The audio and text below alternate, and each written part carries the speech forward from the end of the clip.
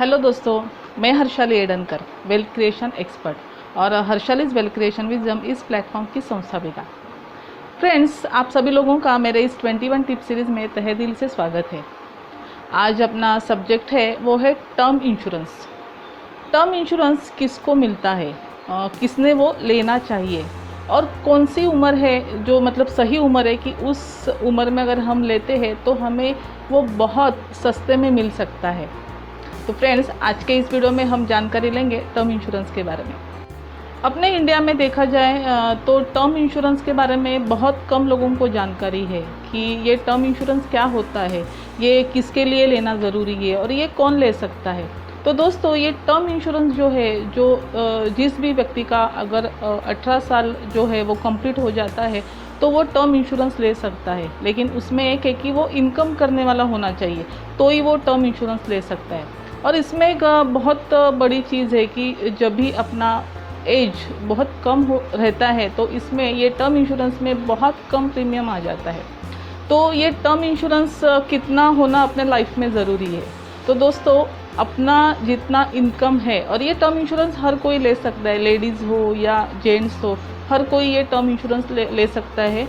और term insurance कितना होना चाहिए, जो अपनी ह्यूमन वैल्यू क्या है वो पहले निकालना उसका ज़रूरी है। तो ये अपनी ह्यूमन वैल्यू हम लोग कैसे निकाल सकते हैं?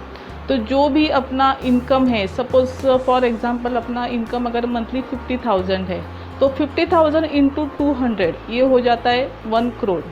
तो अपना ह्यूमन वैल्यू है 1 करोड़, तो अपना टर्म इंश्योरेंस से मिनिमम 1 करोड़ होना चाहिए। इसका मतलब ये होता है कि आज हम हमारे फैमिली में 50,000 कमा के दे रहे, अगर हमें कल कुछ हो जाता है तो ये 50,000 का रिप्लेसमेंट कौन करेगा, ये 50,000 हमारे घर में कौन देगा? तो ये जो 50,000 है ये हमें देगा हमारा टर्म इंश्योरेंस। इसका मतलब ये टर्म इंश्योरेंस होता है। और दोस्तों, बहुत बार ऐसे होता है कि लोगों को जब उम्र कम होती है तभी टर्म इंश्योरेंस का इतना वैल्यू नहीं होता है कि क्या ज़रूरत टर्म इंश्योरेंस लेने की, उसका तो कुछ रिटर्न भी नहीं है, सिर्फ पैसा हमारा वेस्ट जाता है।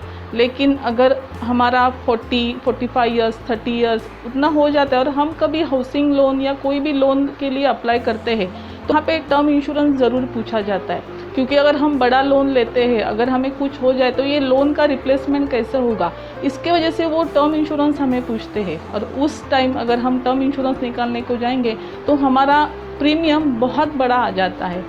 अगर हम पहले से ही थोड़ा अवेयर हो जाए और हम थोड़े कम उम्र में ही अगर अपना टर्म इंश्योरेंस ले ले तो हमें वो बहुत फ़ायदेमंद चीज़ हो सकती है। और आज के दिन में, आने वाले दिन में हर कोई ना कोई जो है, जेंट्स है या कोई लेडी है, तो लोन तो कभी ना कभी लेंगे ज़िंदगी में, या नहीं भी लेंगे तो भी अपने फैमिली के सेफ्टी के लिए ये टर्म इंश्योरेंस होना बहुत ज़रूरी है। और दोस्तों, ये टर्म इंश्योरेंस अगर हमें अगर इसकी अहमियत जानी होगी तो घर का कमाने वाला व्यक्ति अगर नहीं रहेगा तो उसके फैमिली के लोगों का क्या हाल हो सकता है, ये अगर हमने देखा होगा तो हर कोई आज टर्म इंश्योरेंस लेने के लिए ज़रूर आगे आएगा।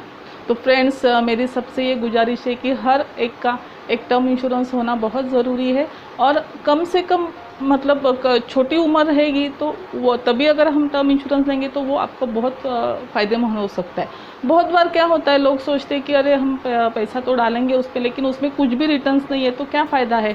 तो दोस्तों, आजकल ऐसे भी पॉलिसी आ रही है कि आज हम जितने भी पैसे टर्म इंश्योरेंस में डाल रहे हैं, अगर हमें कुछ भी नहीं होता है तो वो पैसे हमें रिटर्न आ जाएंगे, लेकिन उसके लिए थोड़ा एक्स्ट्रा प्रीमियम भरना पड़ता है। लेकिन अपना उसमें कुछ भी लॉस नहीं होता है, जो भी हम पैसा भरेंगे अगर हमें कुछ नहीं होता है तो ये पैसा हमें रिटर्न आ जाएगा।